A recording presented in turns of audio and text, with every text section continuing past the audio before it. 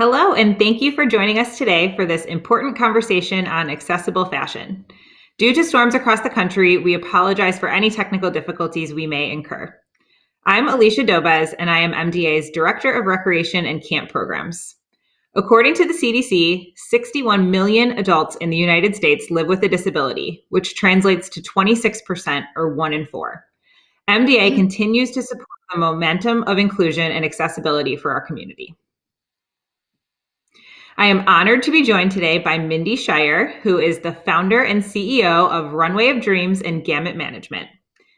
Keisha Graves, who is the founder and CEO of Girls Chronically Rock clothing brand and also lives with limb-girdle muscular dystrophy, was scheduled to join us today. However, due to a fall, she's unfortunately not able to be here.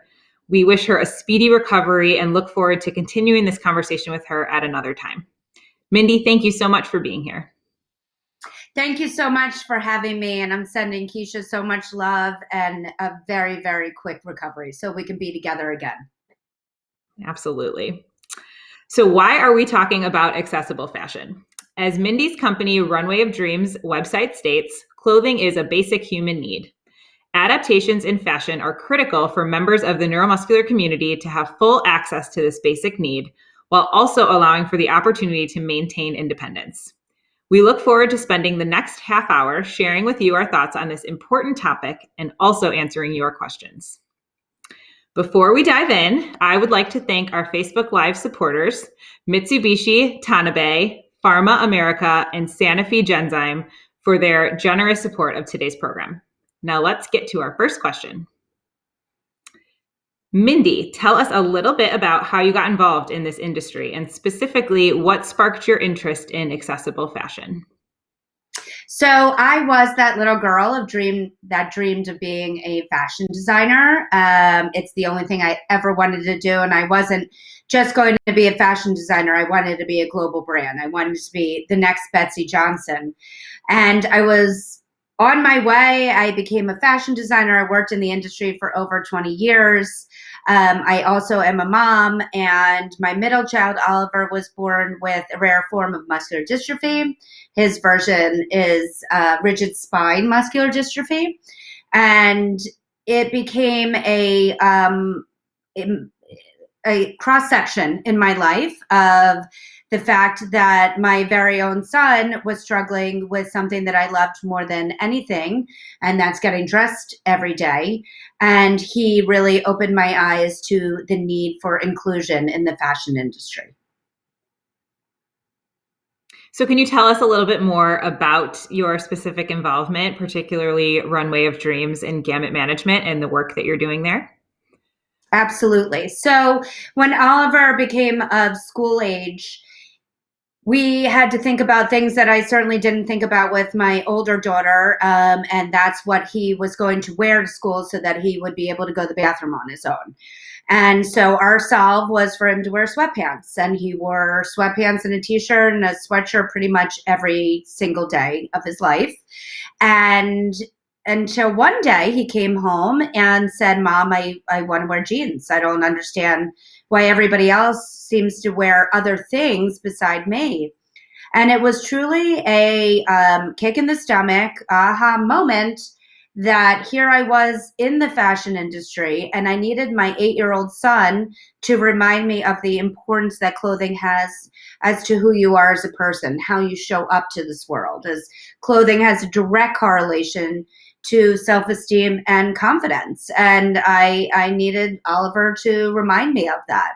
And it was really that very moment that opened my eyes to the fact that if Oliver was struggling with this at 8 years old, how in the world did the almost 1 billion people on our planet who have a disability, how did they manage clothing challenges? So this was back in 2013, and I decided I was going to have a small goal of changing the fashion industry to be inclusive of people with disabilities, and Runway of Dreams was born. And I knew that I couldn't go to the industry without really being clear about what I was asking for or how I was going to make this change happen. So I did a year's worth of research. I went to schools and hospitals and facilities. I interviewed so many people with all different types of disabilities. The MDA was a huge, huge help in this process to really kind of understanding if there were commonalities between clothing challenges and people with disabilities and all different types of disabilities. Fortunately, I was able to assess that there were commonalities, and I developed modifications that could be implemented into mainstream clothing. So then I was ready to approach the industry. And in 2016, we partnered with Tommy Hilfiger to develop the first ever mainstream adaptive clothing line, which is now Tommy Adaptive. And we have the great joy of working with many other brands in the industry like Zappos Adaptive, Target, Kohl's, Stride Right, Nike, and the list is continuing to go on and on. But what also happened during this time was other industries or other brands started reaching out to Runway of Dreams to get connected to people with disabilities. And in every step of kind of the process from creating product all the way up to being in the entertainment industry, and I soon realized that if they were reaching out to a nonprofit that really didn't do this, there must be a hole in the market. So in 2019, I started Gamut Management, which is a talent management company exclusively for people with disabilities. And Runway of Dreams has now become the nonprofit entity of Gamut Management. That's amazing. So drawing on both your professional and personal experience, how do you define accessible fashion and why is it so important? Well, it's interesting because I had to actually look up what adaptive clothing was, because in 20 plus years I was in the industry, I never once heard anybody even use that phrase. So when I realized that Oliver was struggling with being able to dress himself, I Googled adaptive, and the definition of adaptive clothing is clothing that is developed for people with disabilities, those that struggle with being able to dress themselves, and the elderly. And once I saw back in 2013 what popped up from my Google search, it was very medicinal, very purposeful, and very, very hard to find anything that was fashionable. So that was really kind of my moment to say we can do so much better. And that is really something that I felt very strongly and passionate about, that this was something that I could do something about, having the experience that I have in the fashion industry. And it was something that I was determined to make a mainstream notion. That's great. So within this kind of broader realm of accessible fashion, what are some of the more common adaptations for things like clothing or shoes? So this is really what came out of my year of research, is that there were really three categories that affected both cognitive and physical disabilities as it relates to clothing. The first is closures. So button, snap, zippers, hook and eyes were really almost 100% a challenge across the board. And I always like to let people know, because it's still amazing to me to even cite this statistic, but the button and the buttonhole was developed in the 13th century. So the fact that we are using technology that was developed so long ago, when we literally can run our lives by our phones, is such a big opportunity for the industry to create change and really think about new ways to be able to close product. The second category is the adjustability of the clothing. So pant lengths, sleeve lengths, waistbands really had to be adjustable to be able to fit different shaped bodies and different needs. As well as the last category, and this goes for footwear as well, is really rethinking the way things are done or how product is put onto the body. Just because it has always been that a t-shirt goes over your head and arms through the armholes doesn't mean that's how it has to be. And same with putting a shoe on your foot. There's a very specific way that we have always done it, but let's rethink the way that things have been done. So for example, opening up a shirt in the back so that you go in arms first and it closes in the back is a tremendous time saver, anxiety reliever for those that had to be dressed 100% of the time, as well as those that have limb difference or hypertonia or hypotonia. It's just really rethinking the way things have been done. I love that just basic description of what's practical and what is the need, and then what's the adaptation needed. So kind of thinking about all of those adaptations you listed, are there brands out there currently who are really doing great things with accessibility within their lines? And how do people go about finding them and getting connected to them? So I am so thrilled and truly humbled to say that even since 2016, when we launched with Tommy Hilfiger, the fact that I can name 6 mainstream brands of, again, Zappos Adaptive, Tommy Adaptive. Target has the Cat and Jack Adaptive collection. Kohl's also has adaptive options for kids. Nike has the Fly Eat sneaker, and they actually just launched a new version of that, as well as Stride Right, who just developed the Journey sneaker that was made for kids with disabilities. And that is unbelievable change in the world of the fashion industry. That is light years to be able to have so many brands really get involved in the adaptive space and put resources and money behind it is extraordinary and so exciting. And where we can find the products right now is really online. So each of the brands that I mentioned, if you go to their websites, TommyHilfiger.com, Zappos.com, and etc., you can type in or see the adaptive options that they have. And I am often asked, why is it only online right now? And we always have to really think through the fact that this is so new. There has been no mainstream brands ever involved in adaptive before 2016. So the market needed to be proven, and the spending power needed to be shown that this population does really care about what they look like.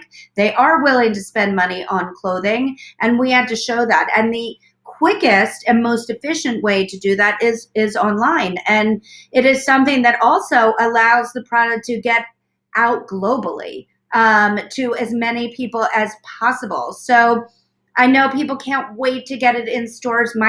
I can't wait to get it into stores, and I believe that it will happen. But these are the steps that we need to take to prove as a population and a market that we are important and that the product does need to go into brick and mortar. But right now it is online, and we need to support it. Sure, that makes sense. And thank you for sharing those sites and those brands. I think that's a great practical way for people to go and see what's available and what's out there. So in addition to this progress that you highlighted that's just taken off in the last few years, what can the neuromuscular community at large be doing to continue to advocate and push for more accessibility to fashion? And I thank you for asking this question, because it's really important and something that I always want to take time to discuss, because, the amazing part of at least my position in this mission is that I come from it from a professional and personal perspective. So I kind of ride both sides of the fence. And when we talk about needing and wanting more brands to be involved in the adaptive space, we also have to do our part to make that happen. And ours being the personal side of the fence of the population of people with disabilities, because we have to show brands that we are relevant, we have a voice, we are consumers, and the best way to do it is to either support them by purchasing the product, and or let's talk about it on social media. Let's give shout outs to these brands that are putting resources and money and support into the adaptive space, because what that does is then send a message to many other brands to say, wow, look at what they're doing. We should be involved in that also. Look at the support they're getting. Look at the amount of people that are buying. So again, this isn't about me saying, please run out and buy adaptive product. I do really hope you do, and you find, something that works for you, but more to let's support the brands that are supporting us. And there's so many ways that we can do that. And kind of going back to our last question, the more support we give brands, even online, that's more ammunition that we have, or support that we are giving them to say, wow, we better get it in the stores then. It's doing so well. We need to have it, in person as well as have it online. So it's equally as important for us to do our job as it is on the professional side of the fence for me to educate brands on the importance of being in the adaptive space. So we really have a key part of this process. Absolutely. You can feel your excitement and passion for sort of spreading the word and showing support in your answer. So can we take it back, I think, personally for you, if you could share a little more about the work that you're doing in the industry to advocate and provide support, not only for this advancement for the brands, but for careers in fashion for people that are in the disability community. Absolutely. And we kind of do this on both sides of our companies. Through Runway of Dreams, we have programs that we are very proud of and have been working really hard on to really further the mission of inclusion. The first, obviously, is awareness campaigns. We do big adaptive fashion shows. We're actually about to host one in Miami on March 9th, and we will be doing a virtual premiere on March 11th that we will be having about 45 models with all different types of disabilities, many neuromuscular, going down the runways, wearing the brands that I mentioned, and really raising awareness to the need for adaptive product. And we also are very big believers in the next generation. So designers, design students that are dedicating their studies to adaptive, and or designers that have a disability that want to get into the fashion industry. We do scholarship programs for them, as well as this amazing college club program that we have with colleges across the country, that we have students working to do their own adaptive fashion shows with students that have disabilities. And it's really engaging the next generation to think about this as a mainstream notion, so that someday we don't even necessarily need to have these conversations. It's just what is in our world. And the last piece, which is something I think I'm most proud of, is we do wardrobe grant programs for those that are just really not in a position to be able to purchase new adaptive clothing. We have grant programs for individuals or families or facilities that are really in need of that funding, as well as donating product from the brands that we have as partners to be able to give any overruns or products that they can support other facilities and universities and whatnot out there for people with disabilities.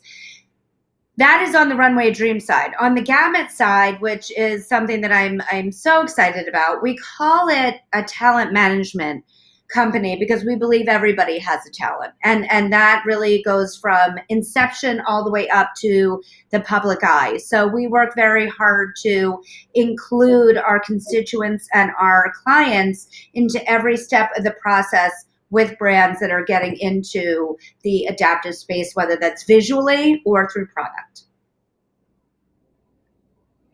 That's great. That's a pretty incredible list between the two of ways that you're making a difference in moving this forward. As I mentioned at the start, MDA really values accessibility and inclusion. And this past year, we actually partnered with Open Style Lab, which is an organization focused on creating functional, wearable solutions for people of all abilities without compromising style. So that intersection of function and style is really at the core of what they do. So we were able to bring young adults living with neuromuscular disease, the next generation of those that care about fashion, and they were able to create fashion hacks to help make dressing easier year, drawing on their personal experiences. And one of the participants, Leah, actually created an adaptive zipper hook that combined her fashion sense with this need for functionality. And the story was featured in Elle magazine. And the link will be chatted in the comments if you'd like to read through that story and get some additional information. But a really exciting partnership and a lot of really great ideas brought forward. So as we're talking, Mindy, I'm wondering if maybe there's another collaboration project in our future to build off some of the great work that you're doing. I was thinking the same thing, and the answer is yes. I can't wait. Perfect. I would absolutely love to be a part of that. And Open Style Lab is amazing, and they're doing incredible things as well. Great. I'm excited. So another question for you, where do you feel the biggest opportunities are in the fashion industry to do better for the neuromuscular disease community and the disability community as a whole in areas like design and accessibility and even employment? Well, I love this question because it is the exact reason that Gamut Management was born, to be able to really help with all the things identified in that question, from design to inclusion to employment. As the members and clients of Gamut, again, we call them talent because everybody has a talent, whether that's just to be a part of a focus group or having a voice in how product is developed or designed, all the way up to the public eye and being in the entertainment industry. And I love so much the brands that I mentioned before, the Target, Tommy, Zappos, they are doing it right. And when I say doing it right, meaning that they are doing it with the people for the people. And that is absolutely a credo of Gamut, that we believe that there really isn't a brand, a designer, a retailer out there that can develop products or services for people with disabilities without including them into every step of the process. And that's really the key function of what Gamut does, is helping to connect the population and those that are a part of Gamut to the needs of what the company is asking for, ranging from right now we're working with brands to test product, whether that's new footwear that's coming or new clothing that's coming, all the way up to even working from a technology perspective. What is the best way to navigate a site that you're purchasing product? And that is something that we really, really love and care about deeply with Gamut Management, and highly encourage your viewers, anybody, to join Gamut. You just go to gamutmanagement.com. It is free to join, to be a part of a community, to connect you based on your talents and your skills, to brands that are really looking for that, and or explore different ways to get you employed. If you have dreams of being a part of design and or commercials or something like that, that is really kind of at the heart of what Gamut is doing. That's fantastic. I'm sure I speak for everyone listening that we could just continue to listen to you share this intersection of your passions and your interests.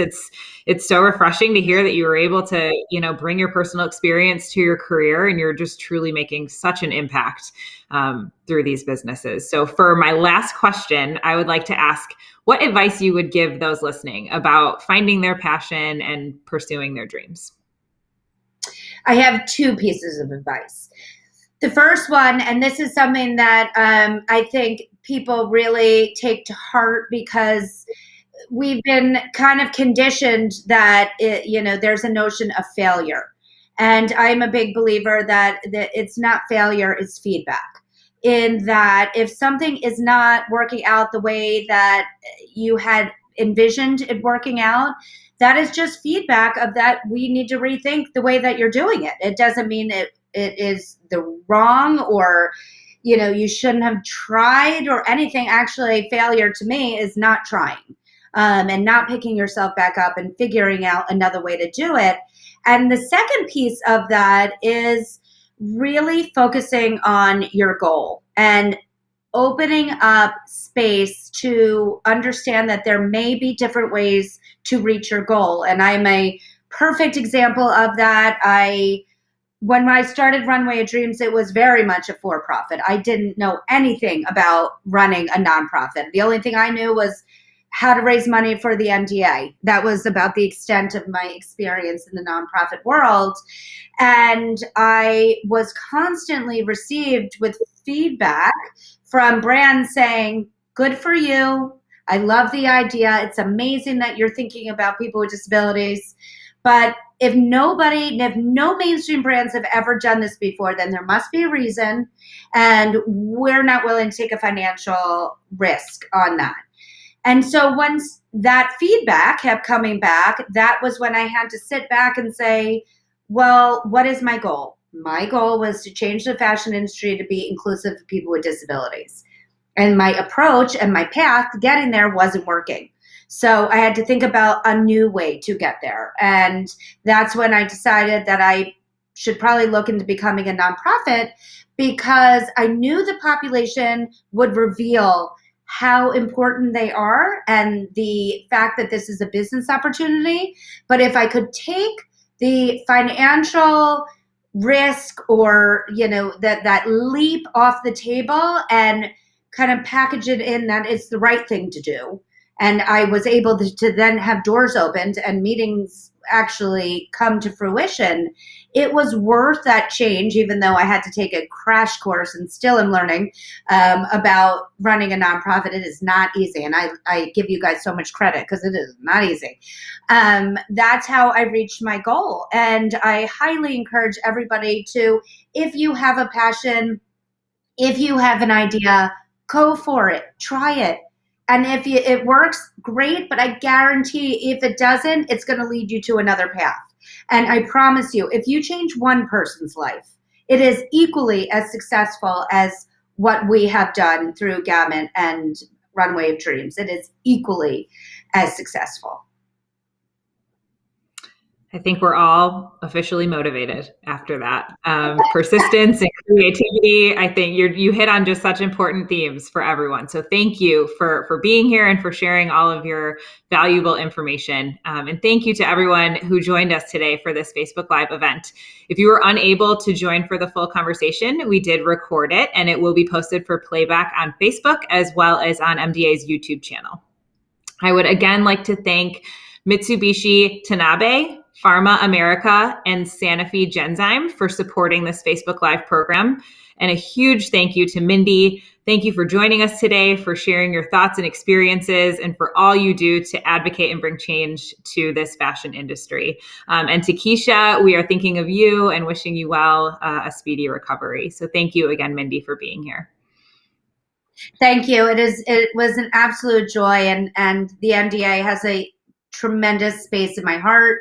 You have been for us and with us personally, and I am so grateful. And yes, Keisha, I missed you. I can't wait to do this again with you, and I hope you are better very soon. And thank you again so much for having me. Great. You can all stay up to date with future Facebook Live events by making sure that you like MDA's Facebook page. We look forward to continuing these important conversations with all of you. So thank you again for joining us. Stay warm, stay safe, and stay well.